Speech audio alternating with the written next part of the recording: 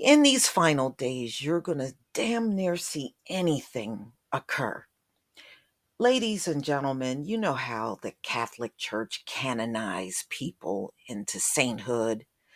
Well, I guess they must have dug through their dusty slave records and they came up with this woman to possibly canonize in these final days. Like, who needs this? You know what? If you are a saint, you just let our Heavenly Father let you know that, not the Catholic Church. And it's amazing. They got every nice thing to say about this woman, but every dime in my wallet, they treated this woman like dirt the whole time she was alive. So the Catholic Church dug up one of their former slaves, and her name is Julia Greeley. And she may become the first Black American canonized saint. Now, they had many slaves. And, I was reading about this was a while back. They had a plantation in Maryland, the Catholic Church. This is one of many locations they had, but they had this location in Maryland in 1777, and they had it for a long time. So,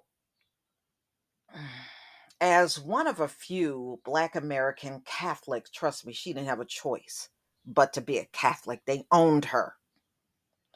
On the road to canonization, Julia represents a new demographic of saints. A lot of our foremothers were very giving and loving, even through slavery. They gave their love and attention to entities that never deserved it in the first place.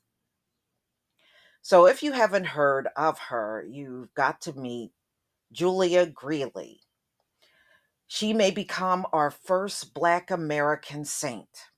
Well, this is what I have to say because, see, the Catholic Church, ladies and gentlemen, owes us big time. Instead of elevating this, I'm sure she was a wonderful woman, into a saint, dig in your pockets and give us our reparations because the Catholic Church, they owe us big time. When you pass a Catholic high school or elementary school, any Catholic school or a Catholic hospital, just remember they got it all with slave money. All of it came from slave money.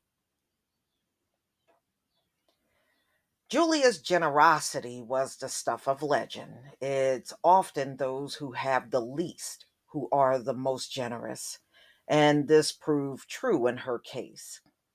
It's been 104 years since her death in June 7th, 1918. And today her kindness lives on, not only in her hometown of Denver, Colorado, but all over the world.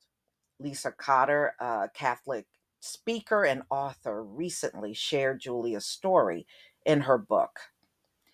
Yeah, another one making money off of our misery. So she wrote about this woman, Julia Greeley. So Julia is a saint. We should all get to know. She's one of the few Black American Catholics on the official road to potential canonization.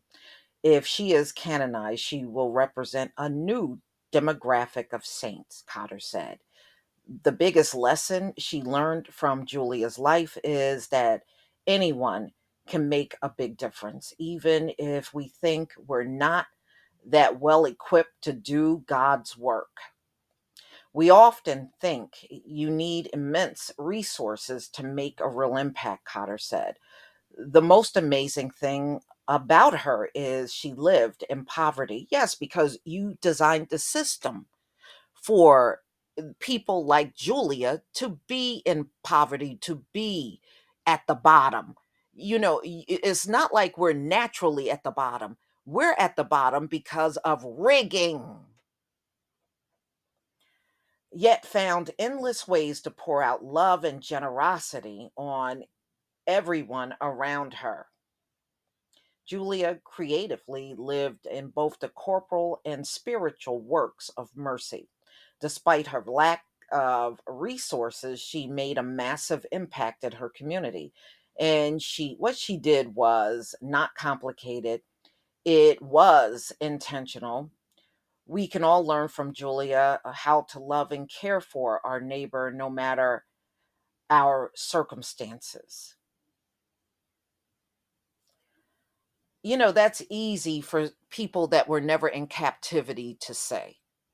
You know, this woman did what she had to do to survive. That's what most enslaved people did.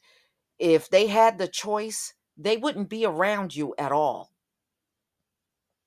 Julia died on the feast of the Sacred Heart of Jesus, a day which is symbolic of her great love and closeness to the heart of Jesus, Cotter said. So, y'all, just this woman was a slave at one point in time in her life.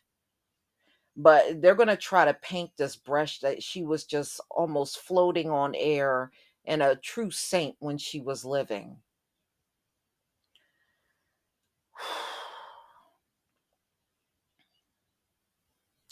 If she was so loved, why didn't you free her?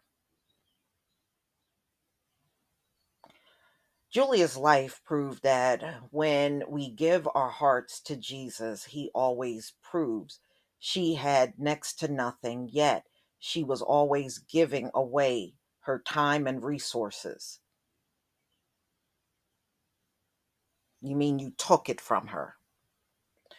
Despite the beginning of her life enslaved, by the end of her life, she was free as she entrusted her heart to the Sacred Heart of Jesus, knowing that he would always take care of her. She took care of them, but they didn't do nothing for her. Trust me, they didn't do nothing for this woman. Just like you see them around us today, they don't do nothing. And trust me, they didn't do nothing for this woman. Yeah, that's why they're talking about how much she gave. She gave in her life. But you notice in the story, they don't talk about giving to her. It doesn't even cross their mind. And just for good measure, there are three of the most memorable stories about Julia Greeley, all quoted from Reveal the Gift, which includes vivid stories of many other holy women. It's a great summer read. She clothed the naked. Now, this is just really sad. They're talking about other slaves, some of them so poor they couldn't even afford clothing.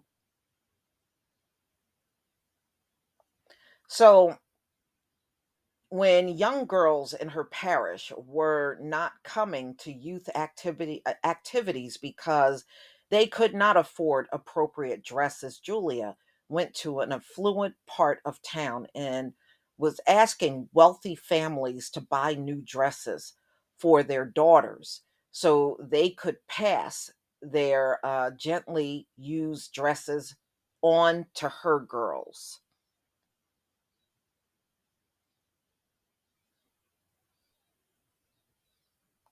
Wow.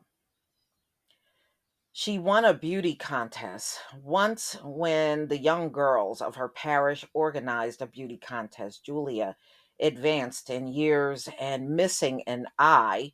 How did she miss her eye? Did y'all beat her? Because usually those kind of injuries come from getting beatings.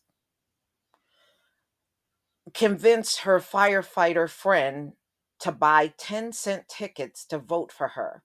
She swept the contest, raising $350. That is selling a whopping 3,500 tickets. She gave away her grave.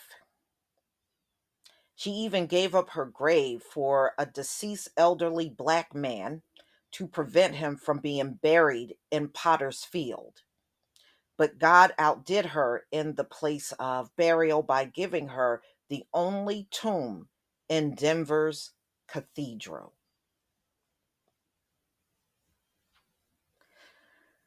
Oh boy. Ladies and gentlemen, I'm sure she was a wonderful woman because, a lot of us met our elders and they've been through a lot, especially racism. And I'm sure Julia here did not get spared any of that in her life at all. And, I'm glad that she's getting recognition. So many more deserve recognition. But the Catholic Church, you know, I can't like an organization that enslaved my people, that abused my people, and still despise my people. Still do. I have nothing good to say about you. But as for Julia, I hope that she has rested in peace and in the care of our Heavenly Father. Because it sounds like this woman had, like many others that were enslaved in the country, that come from, we're the offspring and we had enslaved in our family. She lived a hard life, and they try extra hard to keep us living hard lives by making everything difficult.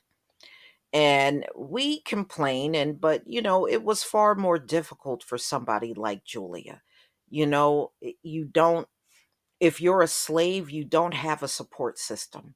You don't have anybody that can advocate for you when you need help.